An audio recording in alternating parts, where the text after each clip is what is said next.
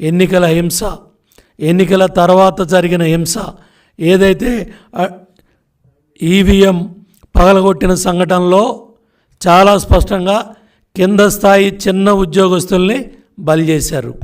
ఎవరైతే పీఓ ఉన్నాడో, ఏ పీఓ ఉన్నాడో, PO, polling officer, assistant polling officer case డైరీలో ఎమ్మెల్యే ఈవీఎంలు పగలగొట్టాడని, వాళ్ళ నాయకులంతా బూతుల్లోకి వచ్చారని, తెలుగుదేశం ఏజెంట్ శేషగిరి మీద బెదిరించారని, బయట తల పగలగొట్టారని, ఎమ్మెల్యే సమక్షంలోనే ఇవన్నీ జరిగాయని చాలా క్లియర్గా అక్కడ ఈ కార్యక్రమాలన్నీ నడిచాయి. ఎందుకు సెక్టార్ అధికారి రిపోర్టుని మీరు పరిగణలో తీసుకోలేదు? ఎందుకు సెక్టార్ అధికారి మీద చర్యలు తీసుకోలేదు? ఎందుకు మొబైల్ స్క్వాడ్ మీద చర్యలు తీసుకోలేదు? ఎందుకు అక్కడ రిటర్నింగ్ ఆఫీసరు జాయింట్ కలెక్టర్ ఉన్నాడు, ఆయన మీద ఎందుకు చర్యలు తీసుకోలేదు? డిఈఓ, కలెక్టర్ ఎందుకు వెంటనే దీన్ని తెలియజేయలేదు? ఇవన్నీ కూడా మొత్తం వెబ్కాస్టింగ్లో సిఇఓ కార్యాలయంలో ఎవరైతే అధికారులు వీటిని పర్యవేక్షించారో వాళ్ళు ఎందుకు బయట పెట్టలేదు? అట్లాగే డిఈఓ, కలెక్టర్ కార్యాలయంలో ఇవన్నీ వెబ్కాస్టింగ్లో ప్రతి ఒక్కళ్ళు చూశారు, దీన్ని ఎందుకు బయట పెట్టలేదు? ఆ రోజే బయటపెట్టి శేషగిరి మీద జరిగిన దాడిని 307 కేసు పెట్టుంటే ఇమ్మీడియట్గా ఇవాళ పిన్నెల్లి రామకృష్ణారెడ్డి జైల్లో ఉండేవాడు. ఎన్నికల తర్వాత హింస మాచర్లో జరిగి ఉండేది కాదు, ఇంతమంది గ్రామాలు వదిలిపెట్టి వెళ్ళేవాళ్ళు కాదు, ఇంతమంది తలకాయలు పగిలేవి కాదు, ఇంతమంది ఆడబిడ్డలు ఇవాళ ఊళ్ళో వదిలిపెట్టి బయటికి వెళ్ళేవాళ్ళు కాదు. ఇవాళ చిన్న కింద స్థాయి పీఓని, ఏపీఓని బలి చేయటమే కాకుండా పై స్థాయిలో ఎక్కడి నుంచి చీఫ్ సెక్రటరీ దగ్గర నుంచి ఈ దుర్మార్గాలు జరిగినాయి.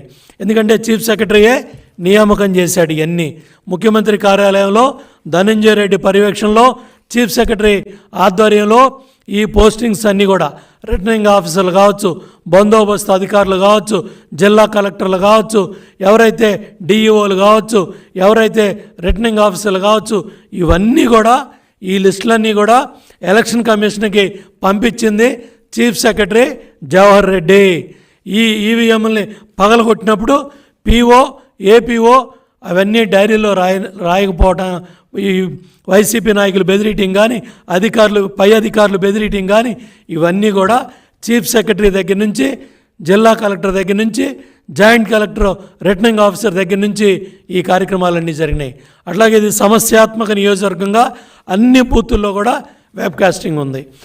చాలా బూతుల్లో మా కార్యకర్తల మీద, మా నాయకుల మీద, అధికారుల మీద తిట్లు, బూతులు పురాణాలు, తిట్లు, బయటికి తోసేయటాలు, గుద్దుకోటాలు ఇవన్నీ చేశారు. మేము రీపోలింగ్ కూడా అడిగాం. నిన్న కూడా సజ్జల రామకృష్ణారెడ్డి బుద్ధి లేకుండా మేము రీపోలింగ్ అడగలేదని బాధ్యత లేకుండా మాట్లాడుతున్నాడు. ఇన్ని దుర్మార్గాలు జరిగితే ఏ బాధ్యత గల అధికారి ఇది బయట పెట్టినప్పటికి కూడా లోకేష్ బాబు ఈ వాస్తవాలన్నీ కూడా ఎలక్షన్ కమిషన్ ఆఫ్ ఇండియా దృష్టికి తీసుకెళ్తే, ఏదైతే వాళ్ళ మరి బయటికి వాస్తవాల్ని మరి లోకేష్ బాబు బయట పెట్టాడో అప్పుడు ఎలక్షన్ కమిషన్ ఆఫ్ ఇండియా స్పందించి చర్యలు తీసుకుంటే బుద్ధి లేకుండా సజ్జల రామకృష్ణారెడ్డి కావచ్చు, మరి ఈ అంబటి రాంబాబు కావచ్చు, జోగి రమేష్ కావచ్చు, అదేవిధంగా కాసు మహేష్ రెడ్డి కావచ్చు, అనిల్ కుమార్ మరి అక్కడైతే పార్లమెంట్ అభ్యర్థిగా పోటీ చేస్తున్నాడో వీళ్ళందరూ కూడా బాధ్యత లేకుండా, బుద్ధి లేకుండా మేము వాస్తవాలను బయటపెడితే మా మీద చర్యలు తీసుకోవాలని మీరు కోర్టుల్లో వాదనలు వినిపిస్తున్నారంటే, మా మీద బురద జల్లే కార్యక్రమాలు చేస్తున్నారంటే ఎంత పిరికితనంతో, ఎంత బాధ్యత లేకుండా, ఎంత మరి ఇంత అరాచకాలని బట్టబయలు చేస్తే బాధ్యత గల అధికారులు చేయలేని పని లోకేష్ బాబు బయట పెడితే ఇవాళ ఏడవలేక ఓరవలేక మీరు బురద జల్లే కార్యక్రమాలని చేస్తున్నారు.